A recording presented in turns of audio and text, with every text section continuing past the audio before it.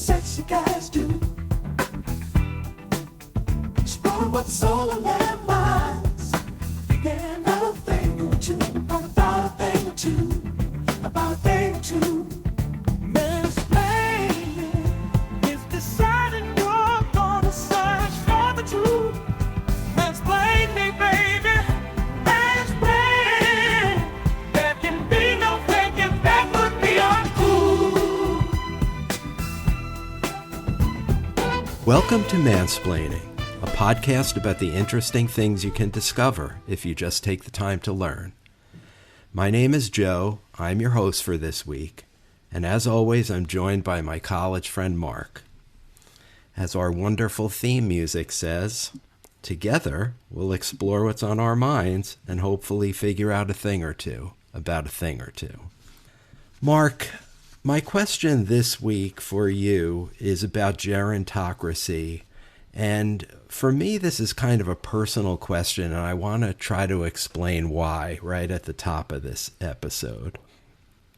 As you know, I was laid off in the fall of 2023 when I had just turned 60 years old. And I have strong suspicions that ageism is part of the reason for that. Sure.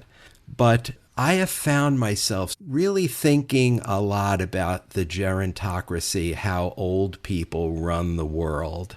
And I think this is kind of a side effect of my own layoff, being more mindful about who are the people who are in authority, you know? Let me try to tell you why it's important to me. So I got laid off at age 60.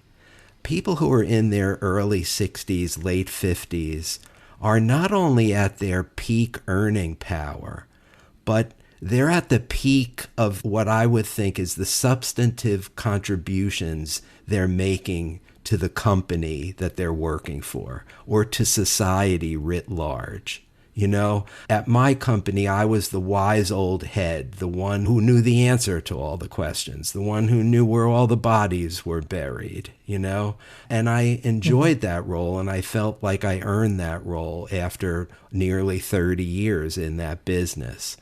And it occurs to me that people in that position, at the peak of their earning power and their substantive power, people like that should be running things, should be in positions of authority.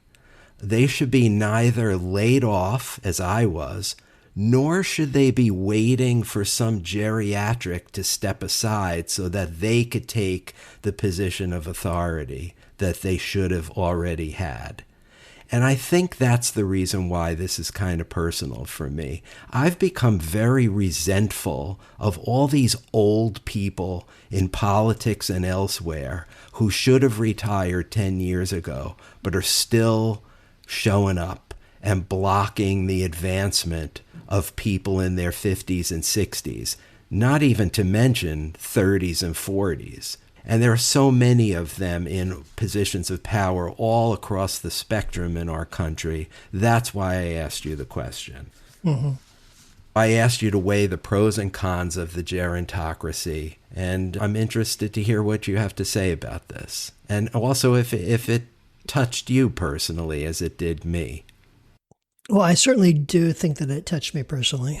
Like you, I'm out of work, and I'm just a couple years younger than you, so in a similar situation.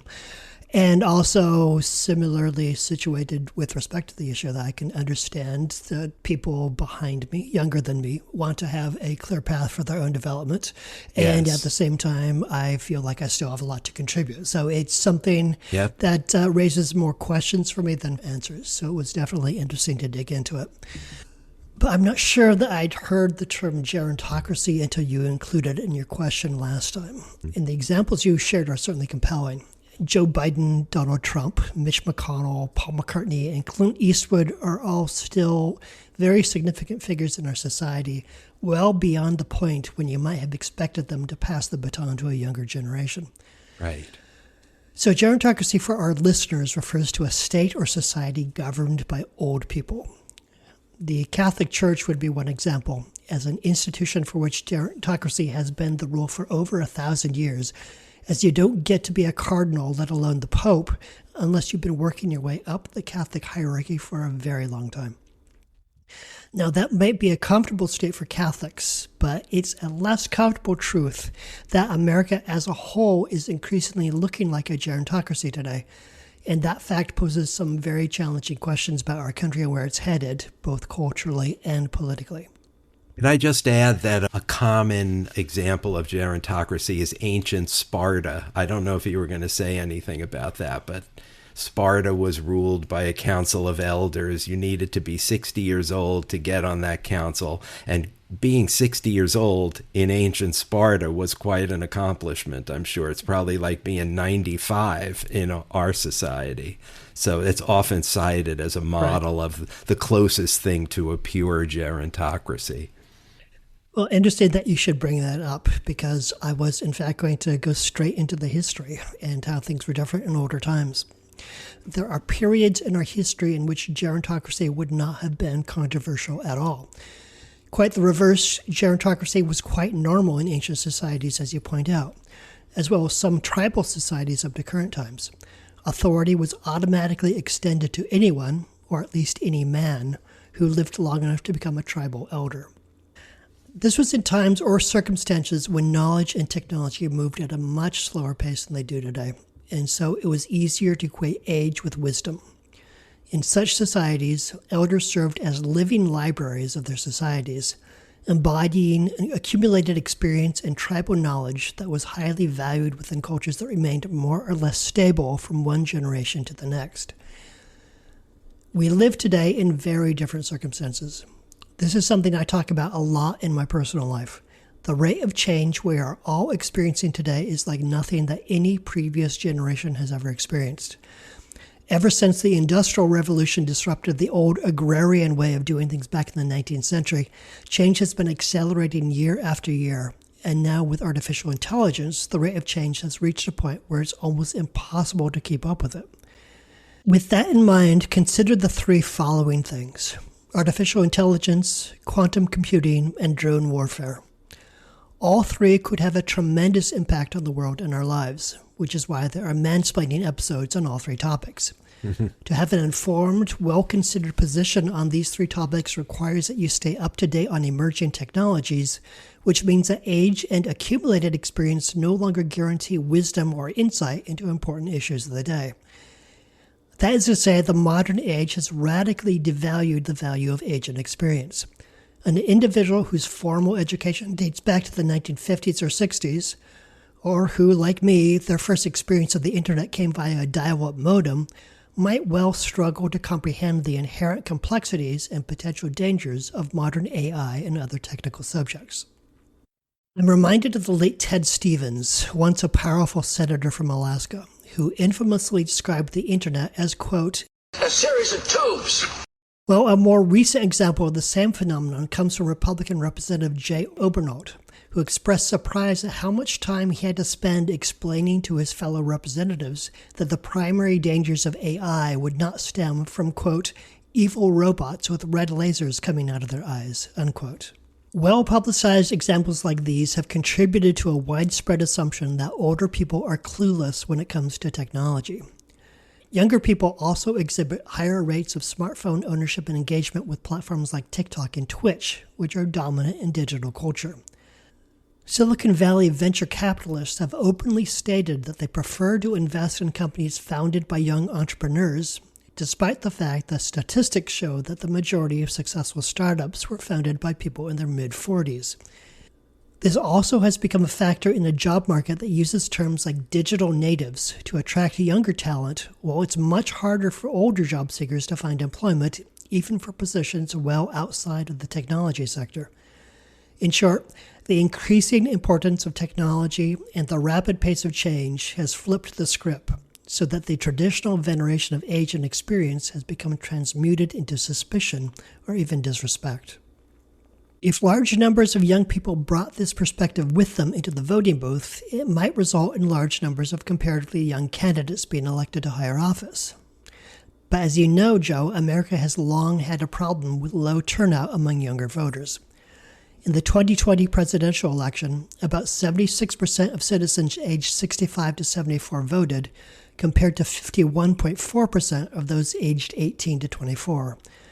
Preliminary data for 2024, meanwhile, showed that the percentage of citizens aged 65 and over who cast their votes remained steady at 76%, while voting among Americans aged 18 to 29 plunged to only 41%. That's terrible. So what is low turnout among younger voters rooted in? It's not a lack of interest. Polls show that they are just as engaged in political issues as older generations. There is, however, reason to believe that low turnout among young voters is a consequence of policies that serve to prop up our reigning gerontocracy. Restrictive voter ID laws, limited polling places near college campuses, complex registration procedures, and shifting voting locations disproportionately impact young voters, making it more difficult for them to participate in elections. As an example, if registering to vote requires you to document local residency, and you're a student or have recently moved, it will be more difficult to provide this documentation than it would be for an older, more settled voter. As a result, younger Americans encounter more hurdles at every stage of the voting process. And if I could just add one other factor to that, I would say broken promises from the gerontocracy also create this alienation among the youth. The example that comes to mind is President Biden's promise to forgive student loan debt, which he couldn't do. It wasn't entirely his fault, but the fact that he made a big splashy promise and couldn't keep it, that's the kind of thing that would make younger voters tune out for sure. Indeed. And this is not the last time that you'll be hearing about student loan debt in this presentation. Okay. In the context of generational alienation, the situation takes the form of a self-reinforcing cycle. Older voters elect older representatives. The 119th Congress is the third oldest in U.S. history, with an average member age of 58.9 years, while the median age of senators is 64.7 years. I'm surprised it's that low. These older elected representatives enact policies that benefit people of their own generation, such as support for pensions and a focus on keeping inflation down, while often in the name of combating voter fraud, they enact legislation that makes it more difficult for young Americans to vote. And then when their terms are up, these older representatives run for re-election because that's who they are. They're politicians accustomed to power and influence, who ran for office in the first place because they believe that they are rightfully in that position of authority. You called out Senate Republicans in your question, but an equally good example is Dianne Feinstein, the Democratic U.S. Senator who died in office in 2023, 3 months short of her 90th birthday, despite media reports that for years she'd been experiencing cognitive decline and short-term memory loss, with many of her own constituents calling for her to step down. Politicians are also most likely to work to the benefit of wealthy constituents who are potential donors, and who holds most of the wealth in America? Older generations. Approximately 73% of all wealth in the U.S. is owned by Americans over the age of 55, with baby boomers holding over 50% of total wealth, more than 5 times the percentage held by millennials and Gen Z combined. As a direct consequence of the fact that they hold less wealth, younger households generally are forced to allocate a larger share of their income to non-discretionary expenses like housing and education, which can lead to struggles with debt and saving for long-term investments. According to a 2025 PRRI survey, 64% of Gen Z adults and 59% of millennials believe that older generations will never fully understand their struggles. And it seems fair to say that older generations simply do not understand the lives or concerns of younger Americans when, like finance commentator Suze Orman or Bethany Frankel from The Real Housewives of New York City, they make dismissive claims that young people today would not be struggling with the cost of housing or student loan debt if they didn't spend so much on specialty coffee and avocado toast. Yeah, the power of money in politics is a scourge. And, I feel like campaign finance laws might help to redress that disparity and get some power back to younger generations who don't control the purse strings. But that's a dream world right now. If anything, we're headed in the opposite direction. Mm-hmm. Yeah. So partly as a result of these factors, most Americans, including a majority of Gen Z adults and millennials, believe the country's problems won't be solved until the older generation no longer holds power, while over 70% favor maximum age limits for elected officials. Overall, my own perspective is that there are two primary factors at play here: self-interest and mutual incomprehension. A politician who wants to be elected will almost inevitably support legislation that brings their supporters to the polls and will not be nearly as concerned with boosting the number of voters who will likely vote against them. But politics, of course, is not the only facet of American life that tends to follow the money.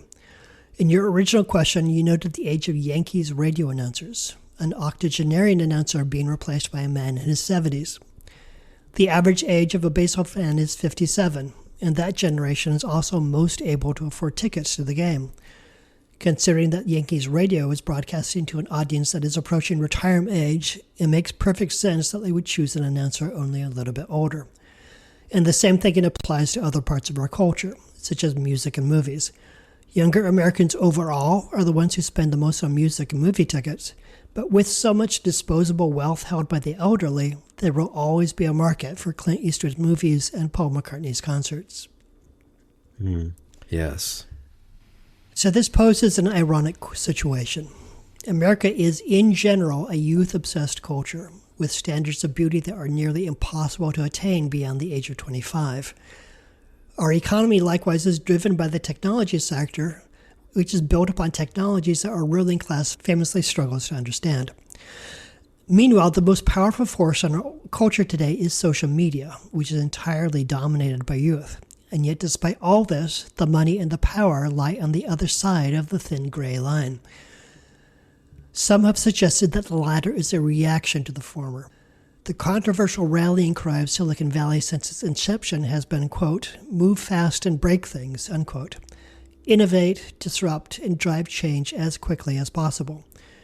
There are entrenched interests in this country who have no interest in being disrupted, and therefore they resist. The fact that they have been steadily losing the respect of their youngers only motivates them to cling ever tighter to the authority that they already have. Attention mansplaining listeners. If you want to engage with Mark and me, you have some options. One is to go to our Facebook page, Mansplaining the Podcast, where you can leave a comment or question, check our sources, suggest topics for future episodes, or just like us. Because who doesn't want to be liked?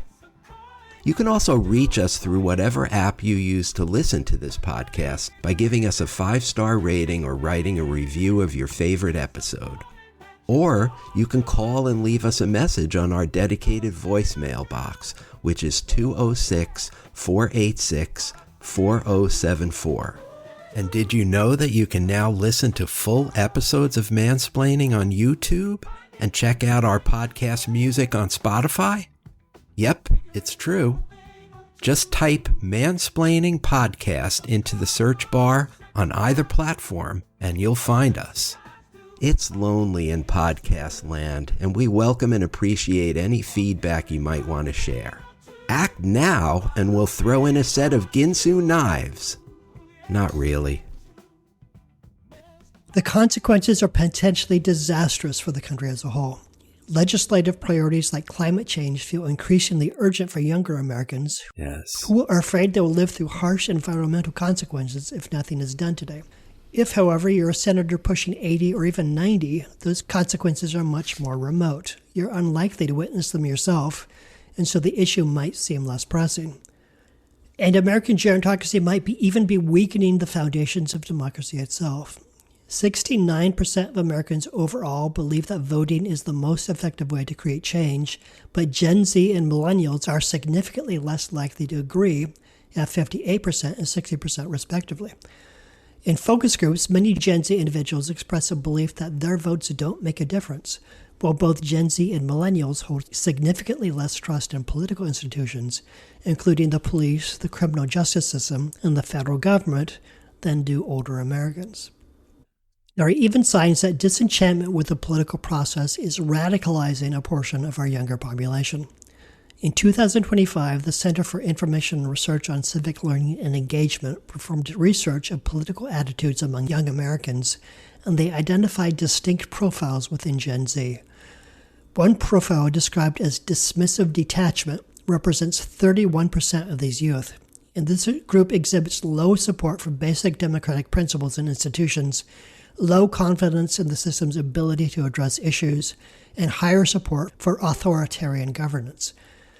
Members of this group often come from lower-income households and are people of color, while their disenchantment stems from a belief that democracy is not working for them and is failing to address their economic hardships and other challenges. And we so need those young people to not be alienated and disenchanted. Because as you pointed out with climate change, younger leaders are more likely to address those challenges. I also think of something like gun control. I read a startling statistic that there are now more than 400,000 young Americans who have experienced shootings in their classrooms or facilities in the last couple of decades. And that's a huge constituency for change, but they need to be engaged in the system in order to make the change that they want. Right, absolutely. And then there's another profile that's smaller, only 7% of youth, but it's arguably more unsettling. The hostile dissatisfaction profile refers to a group that values democratic principles but is profoundly dissatisfied with how our government is currently functioning. They are the most politically active and media literate among their peers, but they are deeply frustrated, and this, coupled with a lack of support for bipartisanship, believing the other side to simply be wrong, leads them to express the highest degree of support for political violence as a means to achieve political goals. This group is more likely to be progressive, queer, and driven by an urgent desire for reforms, but it is volatile and potentially destructive. This is where the gerontocracy's systematic disenfranchisement of younger Americans has led us, to disillusionment, disengagement, and in some corners, support for authoritarianism or even political violence. A majority of young people still value democratic principles, but the frustration is growing, and like water boiling within a pressure cooker, if that pressure isn't vented off, it could explode. You asked me whether gerontocracy is good for our society. I could imagine arguments in favor of it. Gerontocracy provides us with a chance to benefit from the experience and more nuanced insight of people who have been around for a while. You can't run for president unless you're at least 35 years old, but personally I'd feel more comfortable voting for someone in their 40s or 50s than someone in their 30s. Age and experience do count for something, just like they count for you on the job. Given what we've discussed, however, I cannot fathom how anyone in good faith could argue that our gerontocracy is on balance a positive good. I'd also argue, though, that the problem is not gerontocracy itself. That's a symptom of a larger disease. The real problem is that our older and younger generations are increasingly alienated from one another. They value different things, they communicate in different ways, they have strikingly different perspectives on the future, and as a result, there's not a lot of trust or respect on either side of the divide. And this calls back to our previous episode on Rousseau's theory of democracy, that it only functions well in societies where there's widespread agreement on what the common good is, and citizens are willing to place that common good above their own private interests. Mm-hmm. In our current generational struggle, we have neither of these prerequisites. Younger and older Americans do not share a definition of the common good, and elderly legislators like Dianne Feinstein and Mitch McConnell are putting private interests above public good when they stubbornly hold onto power even as their mental faculties decline. The result, quite predictably, is widespread disenchantment with democratic institutions, a loss of belief in the capacity of democracy to govern us well, and for some, a greater willingness to support dictators or advocate armed rebellion. Some might say that to solve this problem, we need to pass legislation that sets age limits on our elected officials. But for such legislation to pass, it would need the support of the very same gray-haired legislators we need to replace, and that seems unlikely. I'd like to propose a different way. Among gorillas in the wild, the dominant male in a group is determined primarily through intimidating displays that include chest beating with cupped hands, roaring and hooting, thumping the ground, running in place or charging, and throwing vegetation. This seems like an effective system to me. Mitch McConnell may have been a master at manipulating our political system, but I'm pretty sure that I could roar and hoot louder than he could, and younger voters would be more intimidating than either one of us. No better way to send the gerontocracy on its way than by thumping the ground and throwing vegetation at it. What do you say? On that last point, I thought you were going someplace different, because it feels to me that the rule of MAGA is the rule of chest-thumping gorillas, which probably is an injustice to gorillas, because I think gorillas have more intelligence than the MAGA rulers. But yeah, I guess anybody with a louder voice and a more intimidating growl can perhaps get the old farts to be on their way. Also, well done linking this topic with Rousseau's theories. That makes perfect sense to me, and I'm glad you connected them. And I like how you frame this as the battle of age groups that don't quite get each other and are alienated from each other, because I think that is central to this issue. There's one thing that you didn't really get into at all that I want to go into in a little detail. And then there's a second thing that you touched on that I want to follow up on. So the thing I don't think you got into much at all was, why does gerontocracy exist in the first place? Why do people hang on to their jobs, you know? Egomania, it seems to me, is a big factor, especially with high prestige jobs like congressperson, you know? The feeling that I'm indispensable, and so I need to be there until I'm kick the bucket, right? And, 3 House Democrats this year have died in office. So I think there's an awful lot of people who fall into that camp of egomaniacs who think they're indispensable. I love that old quote, the cemeteries are full of indispensable men. That's the ultimate rebuttal to that point of view. And then the power you get from the seniority you've worked so many years to achieve. You don't want to give up that power. That's another reason, right? Yeah. And then, I don't know, maybe there are other reasons, but those two come to mind. I wonder what your thoughts are about the reasons underpinning gerontocracy. I think the reasons you cited are definitely factors. I wouldn't argue against any of those. I think what I would add to the list are things like fear. If you've been doing something for decades, I imagine it can be challenging to think, if that were to come to an end, so what's my thing? Who am I? What's my purpose? What's my direction? And I think for probably a lot of people who are in a position of power, they would never admit it publicly, but they're probably kind of afraid of letting go of that power, because then they would just be one more guy on the streets in baggy pants, walking the dog and wondering where he's going to get lunch that day. And that seems like decline. It seems like waiting for death, and they're afraid of that. That's my guess on the psychology that's underneath that. Yeah, and as I think about that, I had a good buddy who would always say people should never retire because they lose their sense of self when they do, and they often die quickly if they retire. So there's probably something to that. But it's funny, when you mention the word fear, you were talking about the fear of the office holder, right? I thought you meant the fear of the voter, like I need to vote for the 75-year-old because he knows what he's doing, and I'm not sure I trust the 45-year-old. There could be that as well. Yeah. Yeah, now that you mentioned that, there could be an element of hedging the bet, where if you got 2 candidates and you think they speak equally well on the issues, and one's 75 and the other's 45, you might think that the 45 is more of the unknown. If you get it wrong on the 75-year-old, it won't be wrong for long because that guy's probably going to die. If you get it wrong on the 45-year-old, you might be dealing with the consequences for decades and decades. So yeah, that could be a factor. There is one thing I wanted to add, which is that you asked why we had the gerontocracy in the first place. And I think one of the things is, it would be an excellent topic for a future episode, which is that it's so much driven by wealth disparity.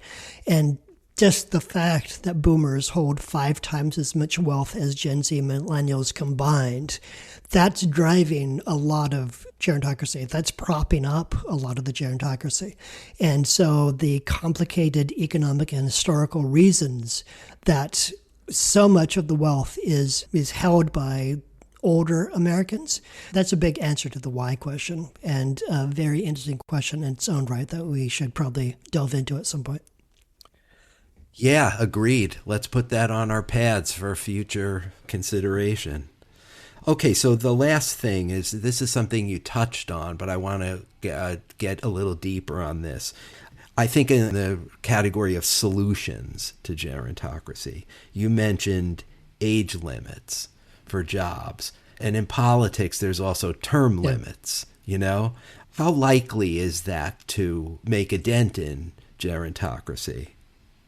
I think term limits would help. I think age limits would be more effective, but also more controversial, because what age do you choose? Is 65 too old? And then you're saying that someone who's 66 has nothing to contribute to the country. And that's a very individual question. I've met 50-year-olds who should not be in charge of anything. And yet there are 70-year-olds who are amazing people.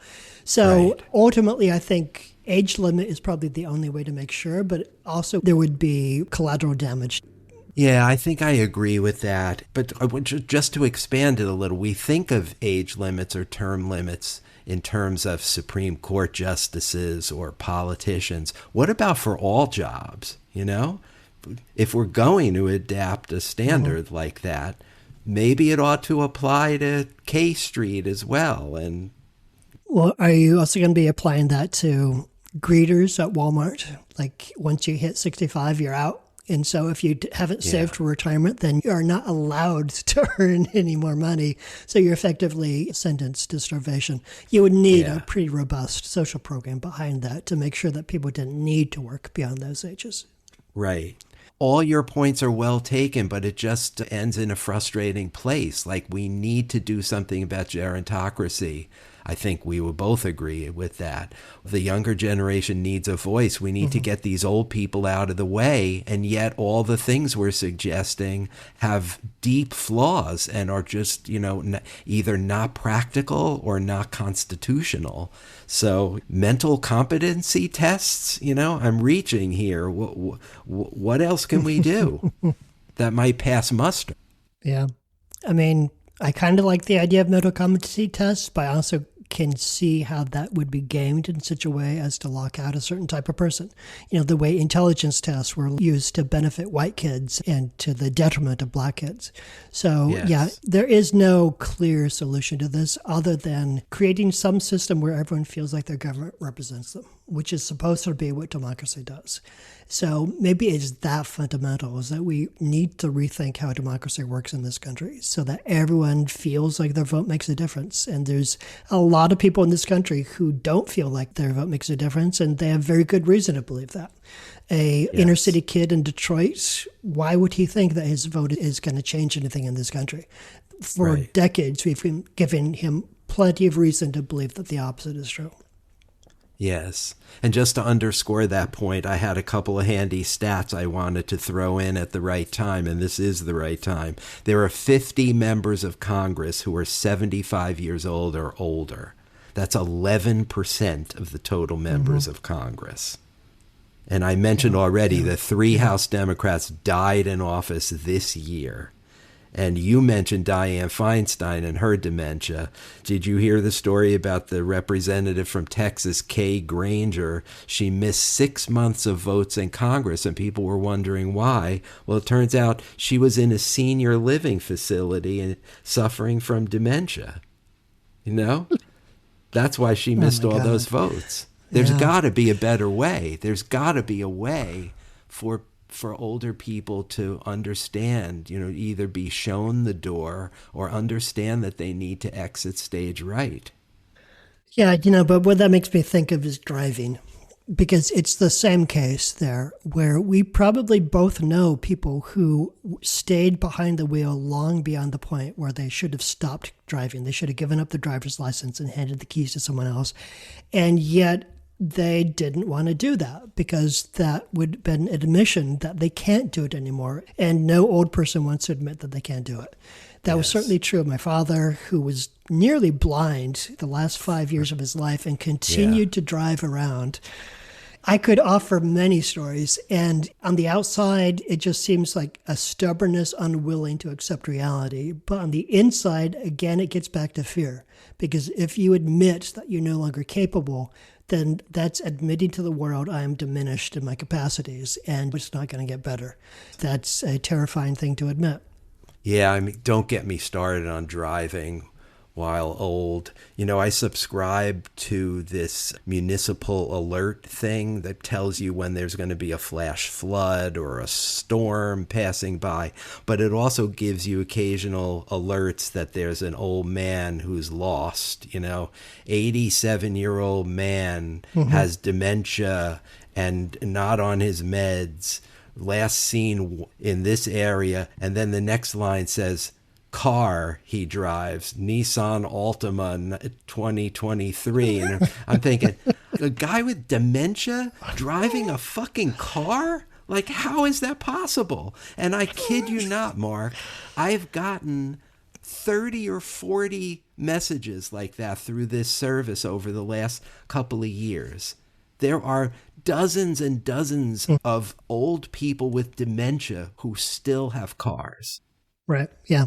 And I don't want to diminish the sense of shock at the loss of autonomy and the loss of dignity by not being able to drive. I don't mean to make light of that or make fun of that. But come on, people.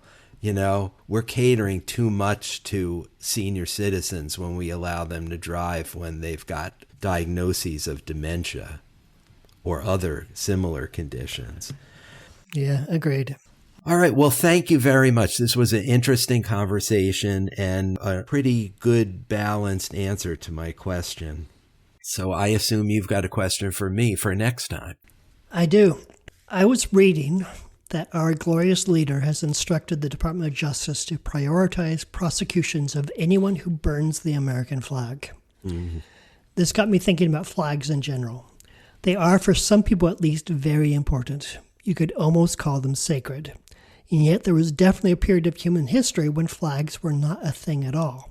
So I'm wondering, how did we get here? When and how did the flag become very nearly an object of religious veneration? And what does this history have to teach us about the controversy taking shape today? Oh, really interesting question, Mark. I'd never considered that. I don't know the history of flags at all. I just know it's a big shit show today. So I will look forward to researching that one. Okay, cool. I look forward to the answer. I will be looking into the history of flags and their significance of flag veneration. And we will be back with you in a couple weeks to tape that episode. But in the meantime, that was Mark, and I'm Joe, and we'll talk to you next time. See you then.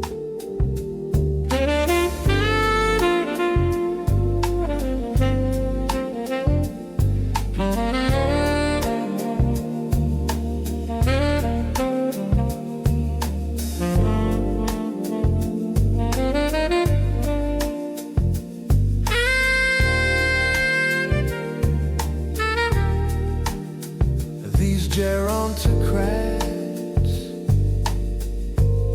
with their babbling brains and their granny glasses and their arthritis ointment. Why won't they leave? Should we give them a heat?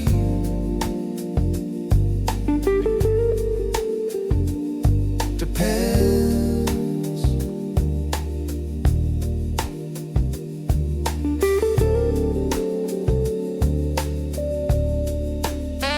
These gerontocrats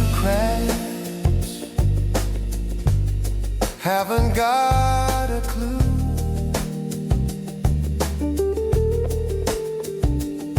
Yet they're blocking me and you, and there's not much we can do. Will they exit the stage? Should we care about their age? Depends.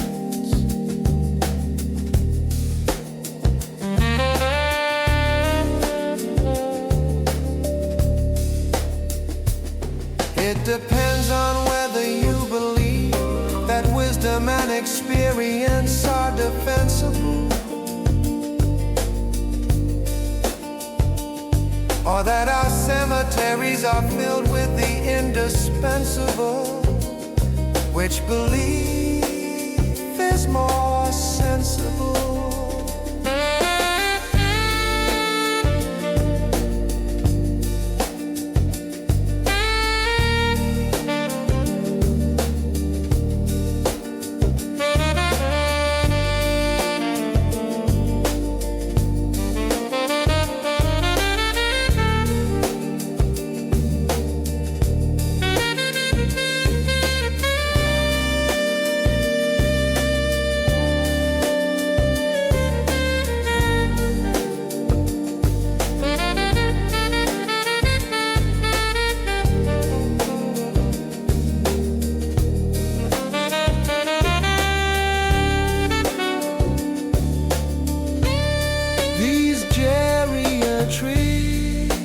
Gerontocrats have no sense of shame,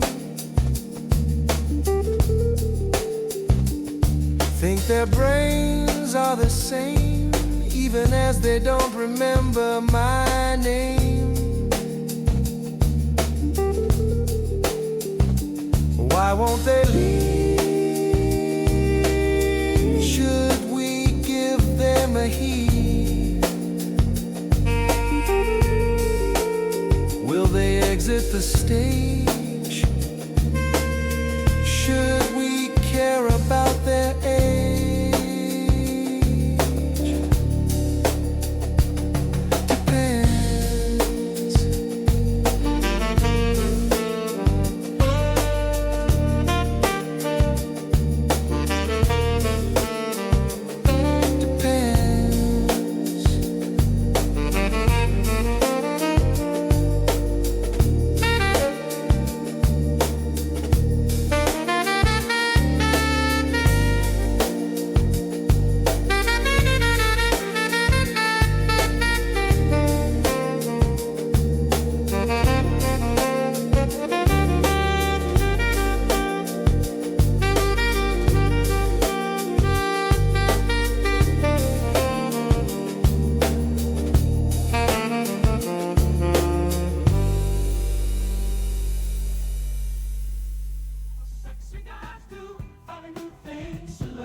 Mansplaining is brought to you by Joe and Mark and nobody else. Music composed and performed by the Mansplaining House Band. Thank you for spending your time with us, and we'll see you next time.